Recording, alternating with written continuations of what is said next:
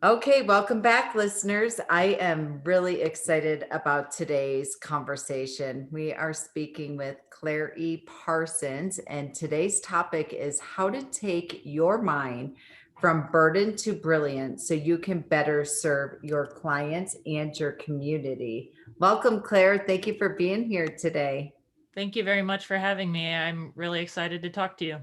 Yes, I love, love, love. We'll put all the show in the show notes, all the links. But today, Claire is a lawyer, and I can't wait for you to share a little bit about your practice, but also a mom, a writer, a speaker, and a leader.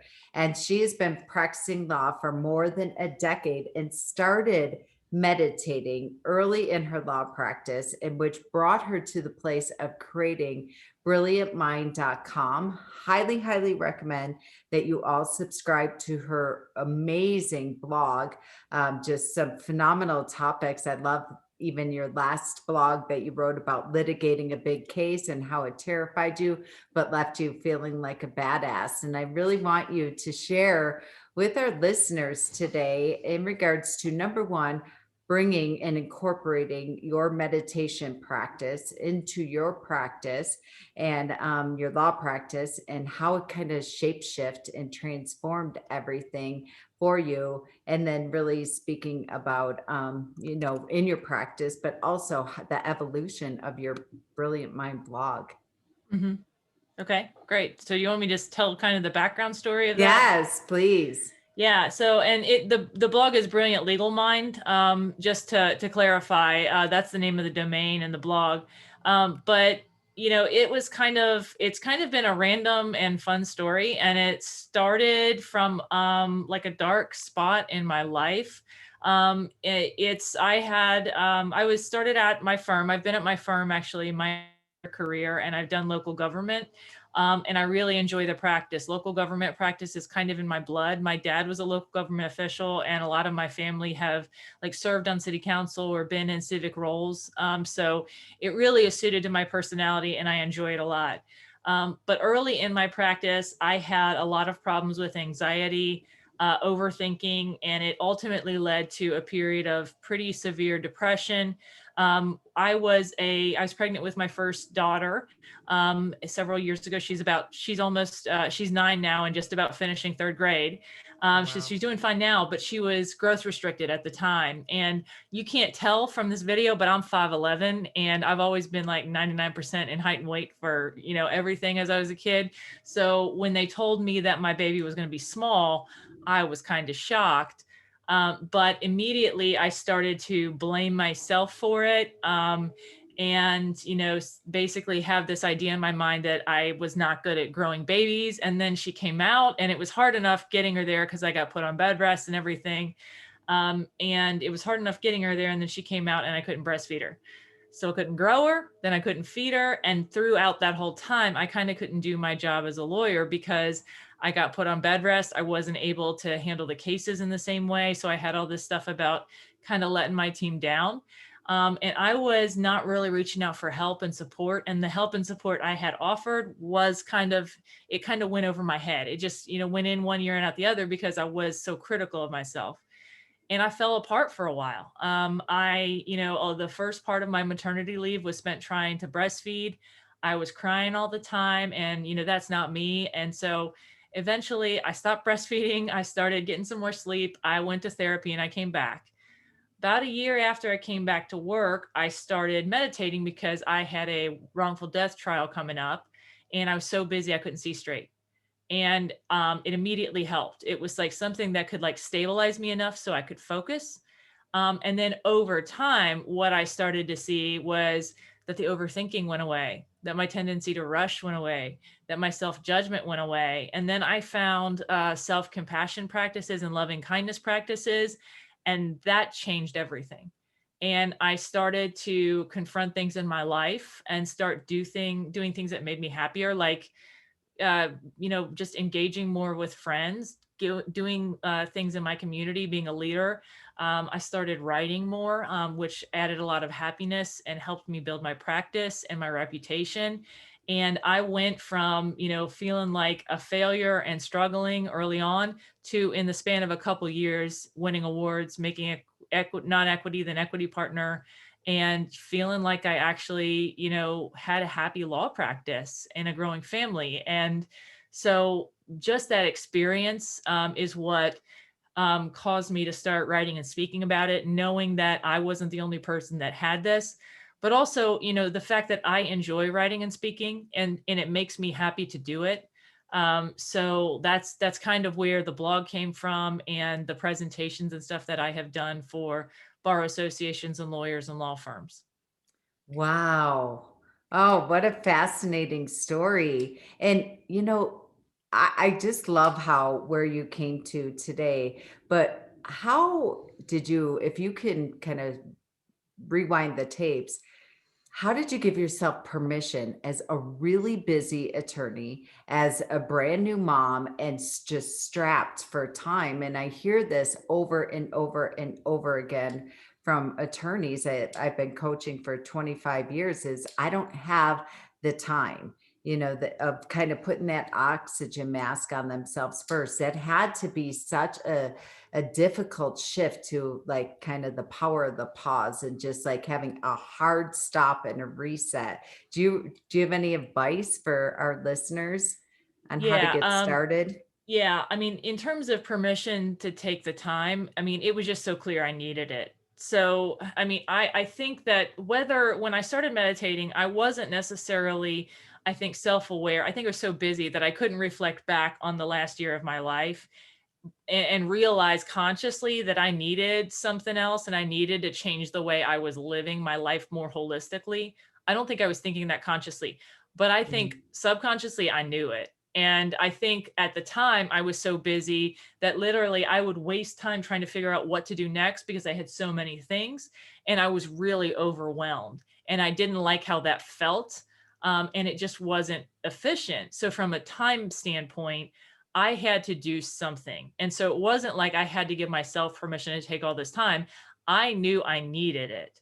So when you're getting to that point, and you need something else to help you stay afloat, you got to take that time. And I think probably the experience of having gone off the deep end told me I could not afford to go there again. Whether for just my daughter, I think like having someone else that depends on me in terms of their own happiness, who I love, instinctively and immediately, that's a very good motivator. But then when you start to see that show up in your practice too, you're like, I cannot go there. So I had to do something. And I had read about meditation and been interested in it for a while. I just hadn't made the effort to sit. The other piece is that when I started sitting, it wasn't a big investment of time. I mean, all I could tolerate at first was 1 to 2 minutes because that was before a lot of the major apps were available, or at least as well known. And so I was just using a timer on my phone and just did 1 to 2 minutes. And it was in silence at first because now most of the major apps have short meditations and things like that. But then there weren't so many. There were some like podcasts and other guided meditations you could find, but they were all longer. And I couldn't even sit that long with a guided meditation. So I started with 1 to 2 minutes of time. And that's what I usually recommend to people is that they start small because your mind will be overwhelming at first. And to sit and try to bring, when you're already busy trying to bring something new in, it's just not going to work. So be practical about it. Start small and let it grow over time as you feel more comfortable with it. Because if you hate it for several sessions in a row, you're not going to do it anymore. You kind of have to do baby steps with it. Mm. Yeah. And I think so often, especially as entrepreneurs, as attorneys, you just think being overwhelmed and stressed and taxed and just spread so thin comes with the job. And it's just something that you should tolerate and accept, right? And yeah, and there's a lot of, honestly, there's some pretty tempting side effects that go along with that. Feeling important. If you're busy all the time, it means you're needed, right? And if you're needed, then you're important and valued and all of these other things. It also keeps you from thinking and thinking too much about your life and thinking about whether anything needs to change. I mean, I'll tell you, I think like most people tell me that time is the big impediment for them. And I don't doubt that people are busy. I mean, I know everybody is too busy, especially lawyers. But I will tell you just from my own personal experience, the times that I've struggled to meditate are not necessarily my busiest times. In my busiest times, I usually cling to my practice a whole lot more. And I sometimes meditate more because I know I need it more and it feels good. The times that I struggle are when I don't want to feel something and I don't want to face something. And I'm not telling people like be mean to yourself if you're dealing with that. I'm telling you that that's a sign. Sometimes when you don't want to do something, it's actually because it's something you need to look at. And so that can help you because when you do, it's scary and you have to develop skills to be able to look at it skillfully. But when you do, that can change your life. And it can, and a lot of times the stuff that you're afraid to face isn't actually as bad when you look at it as you sometimes make it out to be in your mind. Oh, wow. Yeah, and you can't gain that clarity, right? Without that, when you're just in the thick of it. Hmm. Yeah. So, we're talking about how to take your mind from burden to brilliant so you can better serve your clients and your community.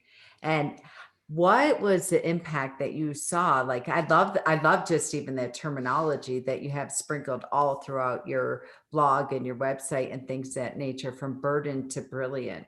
And you talk about the definition of brilliant in there. Can you speak a little bit more into that of what that means for you? Because I think even when people hear the word burden, it's like a knife in the heart. They can just viscerally embody and feel that. Yeah, I mean, and that's all us. And when I'm very careful when I talk about meditation and mindfulness to not get into the magical stuff. I don't talk about chakras and crystals and that stuff on purpose because that's not how I practice. I'm very practical. I'm super practical in my life. And I want to know if something works and I want to try it out and see if it works. And if it doesn't, I'm going to do something else. I'm very cautious about um, overselling the benefits of meditation. It can feel like magic when it works for you. And it often does for me, but it isn't magic. It's really just science. And it's like a little bit of discipline can go a long way. And so I'm very careful in how I talk about it. But the reason when I came up with Brilliant Legal Mind for the blog, I know we use that term to talk about, smart and talented lawyers who can do wonderful things for our clients. But the term brilliant, it also, when I kind of looked at the definition, I was like, this is actually perfect because it talks about clarity of a diamond. And clarity means light and open. And a lot of times our minds are so busy and cluttered up with stuff that we don't have that innate clarity. The other thing about diamonds that is, of course, perfect for lawyers is that they're created from pressure. It is pressure and time that give diamonds the qualities that they have and make them one of the hardest, toughest surfaces on earth. So, and that's kind of how a lot of lawyers are created. We're built in the pressure cooker. But you have to build up that tolerance to be able to do that.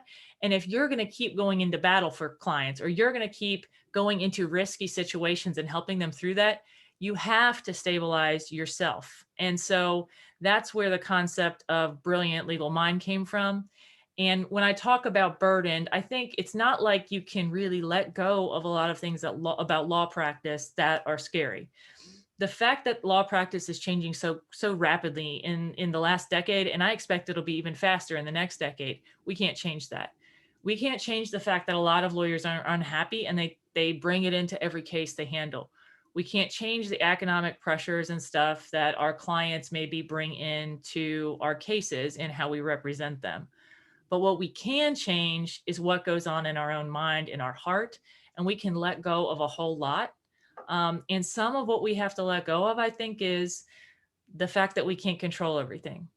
I think we have to let go of a lot of times where we over identify our ego with the results or the positions in our cases.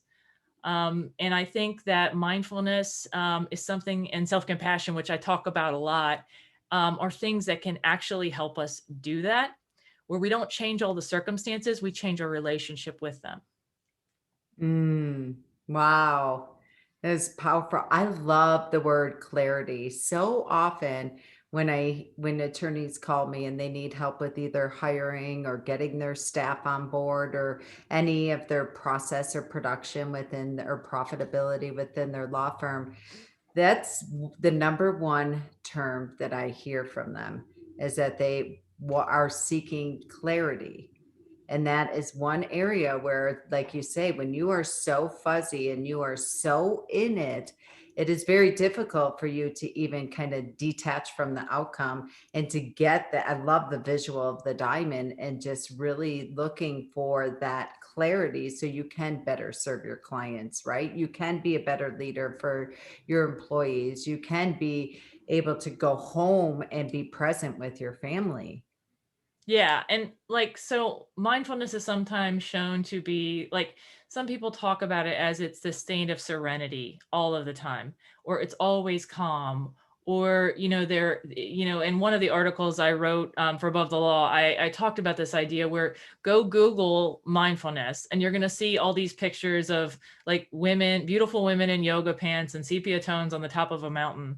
And then you go Google like lawyer or women lawyer, and it's like some frazzled person in a suit running frantically from thing to thing with a briefcase and a baby and one arm in a briefcase in the other. And it makes it seem like we can't do both. But what mindfulness really is what we do all the time for our clients. So when my clients call me, and I do general counsel and litigation, my general counsel clients will send me a cryptic email with 2 lines and basically ask me to advise them through a situation. And do you want to know, what do you think my first response is to them? You want to guess? What?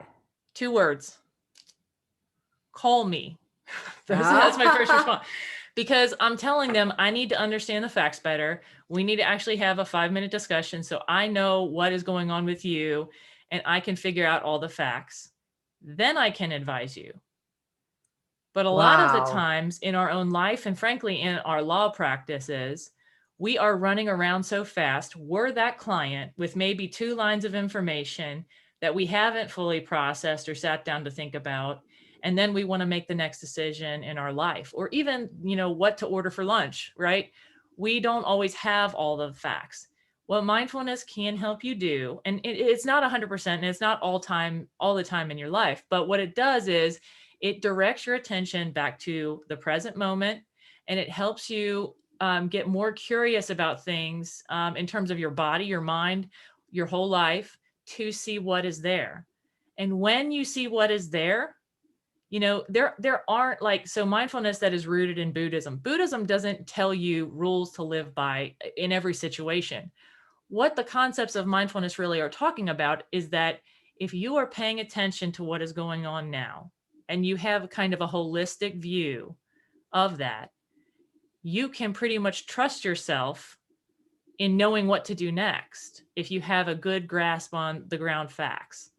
Because if you know what's going on, then you will know what to do. You don't need a bunch of rules. You need to trust yourself. And you also need to have self-compassion for maybe if you make mistakes or you don't get all the facts right. But that's the basic idea of it, is really just understanding what's going on and constantly going back to check what's going on, what's going on, what's going on now, what's going on now. And that's the process. Oh, I love that. What's going on now? And I love your response. 2 words, call me. So many attorneys that I know, the greatest definition that I've ever heard for the terminology anxiety is lack of information. The root of anxiety is lack of information. And most people just spin and spin and spin and make up stories and make up stuff. Most attorneys I know that would get that email from general counsel clients would actually be writing a dissertation or go back and forth with communication ping pong, and then feel like with the simplicity of call me, that alone sets you free. Or they feel like they have to write this award-winning response, and so and they make it into a massive project that's going to take me an hour. I have to do research, and they carry the burden all on them versus just simply, I mean, you can respond to a client in 10 seconds and be like, call me, or call my office and book an appointment, or schedule a 30-minute call here on my Calendly link, or whatever it is. And I just feel this immense freedom right then and there. And you really shifting into like a from a lawyer and taking your lawyer hat off and really shifting into like a compassion driven counselor Yeah. and putting it back on them and saying and how great what attorneys reply immediately or as fast as you get the information and your response is very simple: get on my calendar so I can get more information. Yeah, I mean, a lot of times, like the clients themselves are very busy. And so sometimes you have to use email. And if I can respond to something via email, I absolutely do. Because sometimes they're just asking me to verify like a provision of law or review a contract or something like that. But when they're really asking for advice, I generally do need to talk to them. And there's a lot of things that you can get from that. Because sometimes, they don't tell you what their objectives are. They don't tell you the context. And like you can just pick up how they feel about it just by talking to them on the phone. It doesn't, and honestly, sometimes it's just quicker to talk to them on the phone and it takes less attorney time to actually talk to them than to type out a lengthy, complicated response. Now, you sometimes need to do those, epic legal memoranda, and you sometimes need to get into writing and letters and things like that back and forth. But like, I think, having relationships with clients and being able to talk to them and figure out those personalities and all those things, I think that's something that lawyers should use when they can. And I mean, that's why, I have really enjoyed working at a smaller firm and working with local government clients, because they are interested in efficiency and doing the right thing. And so they aren't so far removed from me, they aren't states away or, time zones away where we can make it work that I can actually serve their needs pretty holistically. And I bet, without your mindfulness practice and having that in place, right? And being able just hearing how you say you can listen to their tonality, you can listen to how they feel about something, that presence of really showing up and not having an agenda, so to speak, but being deeply curious and asking powerful questions and trying to really tune into them.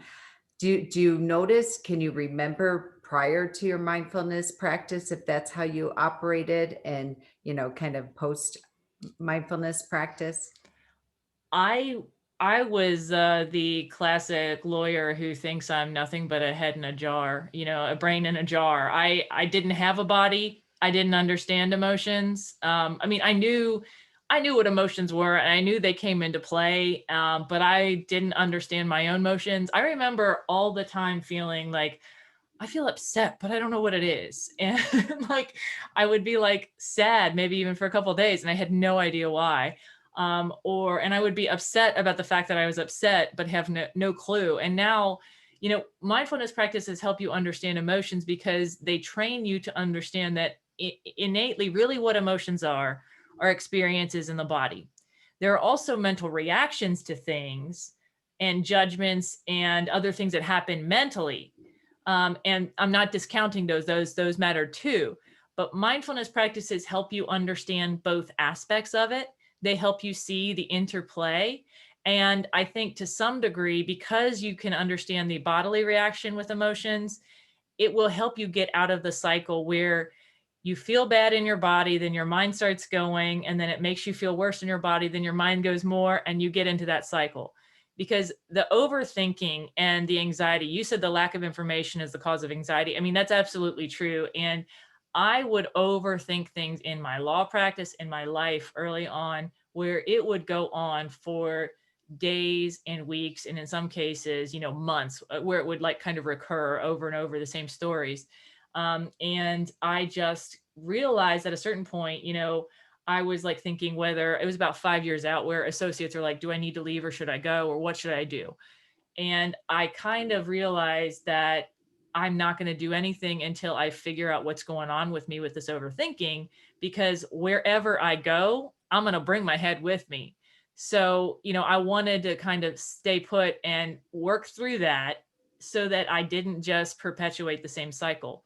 And as it turned out for me, I realized, and I know this isn't true for everyone, some people do need to move on, and there's nothing wrong with that. But for me, what I realized is the problem was my continual churning of everything and getting into that cycle. And so when I got out of that, I started to pay more attention to how I felt. And instead of every time feeling bad, then doubting myself and deciding all my subsequent life or preceding life choices were wrong, instead I was like, oh, I feel bad. I made a mistake and I feel upset about that. I'm going to do a self-compassion practice, or I'm going to do something nice for myself and just care for it. And then solve the problem and say, I'm sorry or whatever. And then it wasn't such a big deal. And when you can learn to do that for yourself enough, and you really pay attention to that for yourself, you start to see it in other people. And you can also start to, I'm not saying necessarily be like an armchair psychologist, but you can start to see how people's reactions to things, even if they're like inappropriate or something difficult to deal with, you can start to see the layers behind that. Like maybe opposing counsel gets angry with me because I send an email with a settlement demand they don't like. And maybe it's inappropriate that they get angry with me, but I can understand why they're getting angry. I can understand how, even if I didn't mean to offend them on a personal level, they might be, and they might take the number I send them as some indication of their worth. Now, is that on me? Not necessarily, but knowing that information may give me a little bit better, ability to not lash out back at them, keep steady myself, and realize better how to navigate that. Sometimes clients might get upset. And, a lot of times, one things I've learned to do as a lawyer is, and even as a mom, is when people get upset, sometimes they get upset and they throw emotion at us. And the instinctive tendency is to throw it back, right? Don't you do that to me or whatever. And we block the emotion and it just comes back and forth like a ping pong ball. One thing that actually helps better is to kind of receive it. A lot of times with my clients, they might get upset with my initial recommendation. And instead of getting upset back, I'll say, I understand why you're frustrated. This situation honestly frustrates me too. And instead, make a relationship with them, and then you can work through the problem. But before I started meditating, I absolutely was not good at that. And I think that's true for a lot of lawyers. And I think sometimes we can think there's something wrong with us for that. But the reality is emotions are big and scary and intimidating. And it can be hard to make friends with them at first. And so that's why it takes time. And that's why you start small. But if you take time and you start small and you do it consistently, you can become pretty good at it. And it's something that can make you a lot happier in your life too. Oh my goodness. Happier, clarity, freedom. I love what you said of, just once you are like, gosh, I'm upset. Why am I always feeling upset? And just stopping and naming it. And you're like, well, that is even just a great example of meditation, mindfulness, what have you. You don't have to be sitting on a cushion in an ashram. You don't have to be perfectly at 5 a.m. in the morning, what have you. In the moment, what I love what you said is just taking that time, like, well, time out. All right, I'm feeling upset. What's this about? And taking the moment to it. And a lot of times, I mean, emails, holy moly, those are just with emotions a lot of times. And if we get triggered, I love what you said of the greatest example is with clients, but also with employees, a lot of times too. I can see how this can absolutely transform. And maybe you don't have time to completely deal with it, or it's too much when you're feeling when you're able to name that emotion, or naming what just triggered you and what it just, chorded struck, but at least being able to name it and identify it. And sometimes just even putting that, naming it alone, it just releases that pressure cooker. I think it does. I think the naming it helps because um, it sort of helps with the over identification piece where it's not necessarily so identified with you that you can sort of get a little bit of distance from it. But like email, you indicated, like one of the things just to remember with email and all written communication is that it's only part of the information. And honestly, a lot of people are just not great writers. I mean, Mm. it's a skill that has to be developed. And so I will tell you, like, there are tons of times I've gotten emails where my first reaction to them was, I can't believe they said that to me. And then I came back to it later. I'm like, oh, why did I get so upset about that? Like, it's not even that big of a deal. Or even like, social media comments or something like that. You can sometimes, depending on just the mood you're in or what you just dealt with, you can have this gloss on them that maybe isn't even there. I have actually on my website a guided meditation about dealing with nasty emails because I've dealt Oh, with it so many times. And it's one of the examples I often use when I present, just because it is just part of our life. And like the email war, it's such a painful, like frustrating waste of time so much of the time. And honestly, giving yourself just a few minutes to calm down before you respond can be a lifesaver. But it's really hard not to, because it feels like they're attacking your honor sometimes when you get into these wars with people. And so yeah, like those kind of things, that's just parts of modern life where, honestly, we're communicating in writing, which maybe isn't the best form. And the reality is, a lot of the people out there are dealing with mental health issues or other emotional problems or stressors. I mean, especially during the pandemic, I mean, everyone's dealing with a lot and nobody has enough time. So it's always something to factor in when you're dealing with people. oh my goodness. We're going to find that meditation and put that in the show notes for email. Wow. Thank you for doing that. That is such a trigger. And I love everything that you said, and it kind of triggered for me. One of my favorite authors, Brene Brown, wrote in Rising Strong. She was telling a story about, being really triggered. I think it actually was an email or something. And she was having a conversation with her husband. And her husband said, what if you shift it and you just believe that people are coming from the highest place?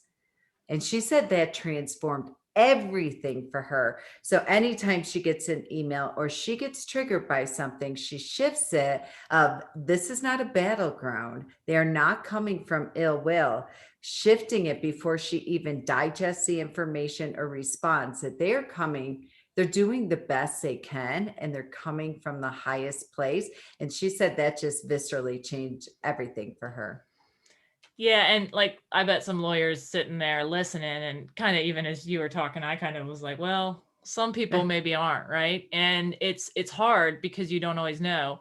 But like one thing that I've learned to do, and I've mentioned like loving kindness a few times here, but you won't necessarily be able to do this right away if you've never done loving kindness meditation before. But one of the benefits of those kind of practices is that maybe you don't even go first to the idea that everyone maybe is acting in good faith, or assume goodwill on everyone's part.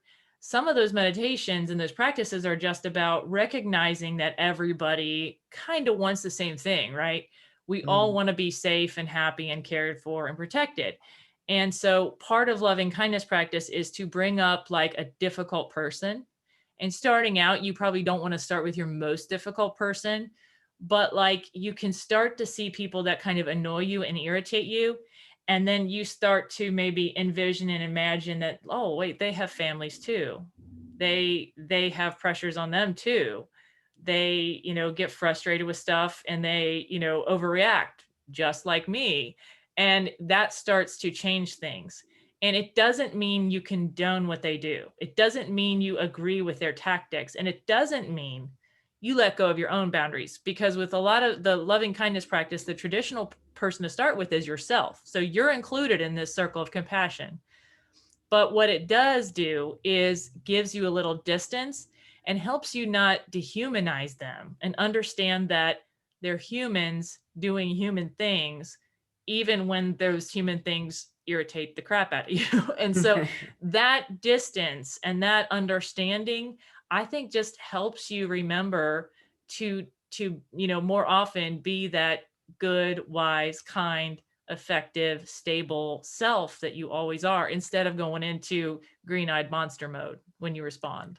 Oh, oh, I love that. That's fascinating. I really love that. So tell us about you have this practice, it's in play, it's in motion, it's a muscle, you're using it every single day.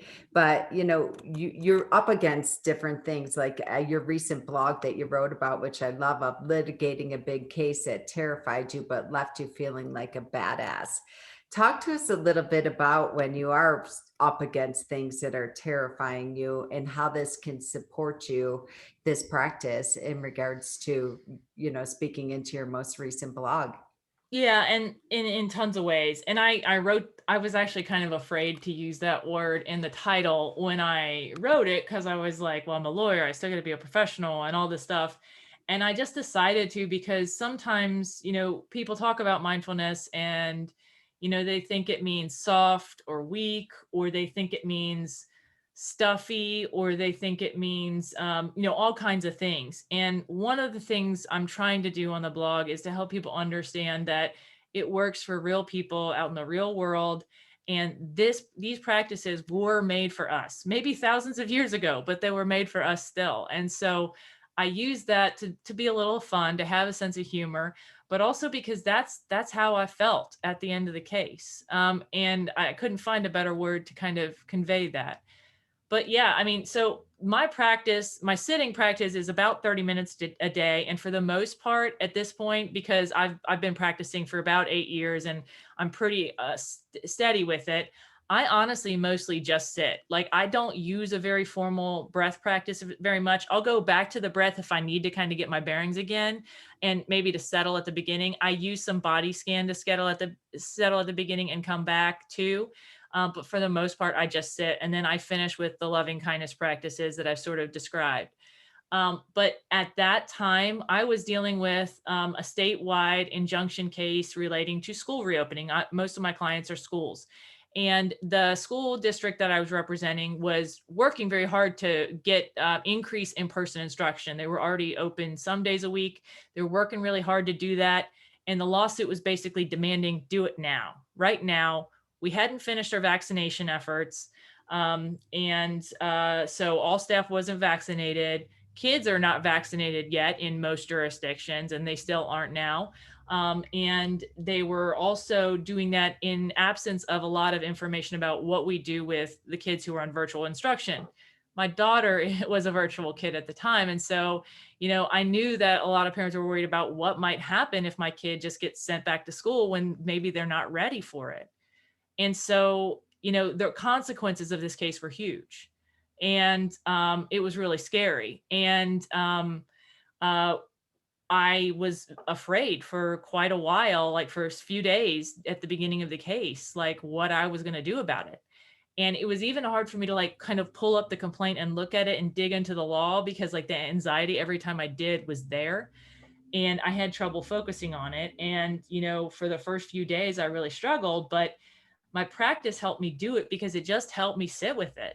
It just helped me sit with the fear, and I would feel it and I would know it was there. And then that it took me a few days, but like, as I talked about, like separating out the reactions in the mind and all the thoughts and the stories, and then the feelings in the body, like it helped me sort of slowly do that. And when I did, I realized my real problem was like the lack of control I had. And by accepting all the stuff I couldn't control, and and it was the lack of control, and also like my reaction to the lack of control, like, because there's a lot of ways you can react to that, right? You can try to figure out more ways to control. And that's a trap a lot. You can get sad Yes. and upset and worried. You can try to figure out what supports and help can I get to control more or do better. And you can also get stuck in that. And I was kind of stuck in that mode. So when I finally just accepted the lack of control, what it ended up doing was not demotivating me. It did the opposite, because it helped me focus on just accept. I remember like a voice coming to me like, Claire, you cannot control the outcome of this case entirely. You can't control what the judge does. You can't control what the other party does. All you can control is how hard you fight and how kind you are to yourself as you go about it. Like how much you take care of Mm. yourself as you're doing this hard thing. And it was like, drinking a gallon of rocket fuel, because the next day I was off. I did great. And it was hard throughout it, but like, it was like I found my center again and I could just go. And we, um, we, we just got, I think, a good result for the client. And, it ended up that legislation happened before the end of the case. And so a lot of it was mooted and everything, but we got a good result because we prevented anything, any orders coming down that really affected the client. So the client was able to continue on. School opened up 5 days a week, and my daughter did end up going back on a schedule that was planned and went well and safe. And so it was just something that at the beginning I was so scared, but it wasn't a bad memory anymore because I took care of myself through it. I took care of my team through it, took care of my client, and I did what I needed to do. And the only thing that was left was just pride and feeling powerful when I had started out feeling almost helpless. Wow. Helpless to powerful. Yeah. Wow, that is so incredible because a lot of times you're just like, okay, a lot of people will, and I'll say this quickly, spend so much time trying to stuff down the anxiety and get rid of it and get rid of it. And what I love about your story is you're like, no, I'm going to lock arms with it.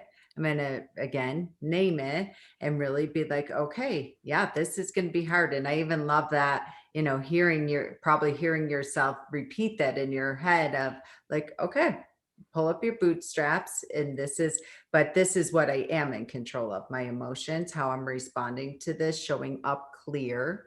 And then also, again, not spending a tremendous amount of time trying to get rid of all that, but actually bringing it up and locking arms with it. Hmm. I mean, and I've had that experience with other situations too. There have been other times in my life that, I've had to confront something hard. And I remember in the moment feeling scared, like very shaken. And so memories might emerge or something when I am meditating. And it would almost feel like a traumatic experience. But over time, if I could, I know at least one occasion I realized, Claire, that's not a bad memory. That's a situation where you dealt with the situation, and it doesn't show how scared or weak you are. It shows how expansive you are. And Mm. when I finally recognized that, it turned a bad memory into a good one. And I'm not talking about like mind games and just flipping the script in such a simple way. I'm talking about still recalling the situation the same way, but just viewing it differently and understanding that these scary things in life are part of life. And it doesn't mean we're bad or there's anything wrong with us. It means that's life. And when we can survive them, that's a good thing. It's scary and we have to learn how to take care of ourselves as a result.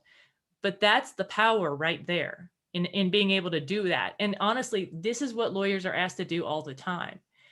And, because we are asked to do this, and I think because we do this for so many people, we offer such important services and care to our clients. I mean, it is just absolutely ridiculous to me that lawyers are as unhappy as they are.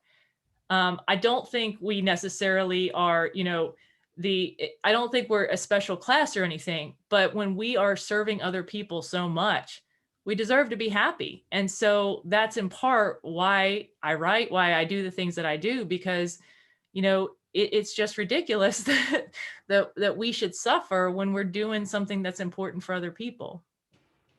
Wow. I've never heard anyone say that, and it's so true. Oh my goodness, that is so true. When you are in a place of service, that you've probably heard this saying before, there's nobody harder on me than I am on myself. Yep. It I think is it's usually giving your, true. yeah, it's like, no, own that of how, what you're constantly in service. And when you're in service, it's, I think, I don't know if it's Tony Robbins or someone that said, it is impossible to be joyful and sad at the exact same time. And so just when you anchor it to you being in service, right then and there should fill you up as a lawyer to really acknowledge and be so proud of what you do for a living and for so many humans. Yeah. And I mean, some of it is, and so some of this stuff, when I talk about compassion, it's not always getting comfortable. It's not just getting comfortable with the hard stuff. That's one really important and powerful thing that can contribute to our unhappiness. But here's some low hanging fruit that is probably a little more fun. Getting more comfortable with the good stuff, really experiencing the joy, letting that happen, appreciating your own accomplishments. I'm not saying rest on your lawyer laurel, sorry.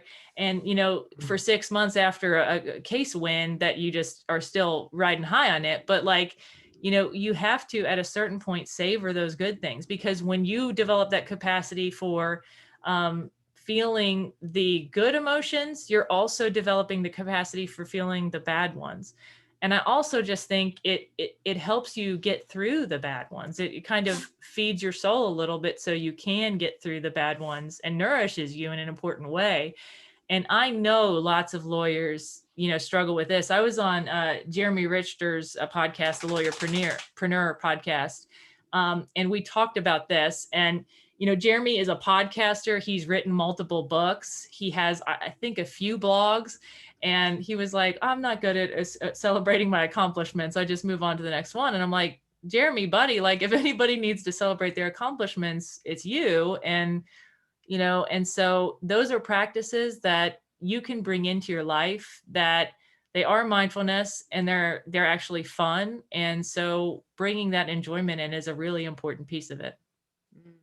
Yes, indeed, indeed. And I love that you use the term nourish. And even just if our listeners take anything away from today of really just interacting with the mindfulness practice as like your vitamins that you do, just like you would hydrate your body, feed your body, you go to sleep, and just viewing it from that perspective as nourishment.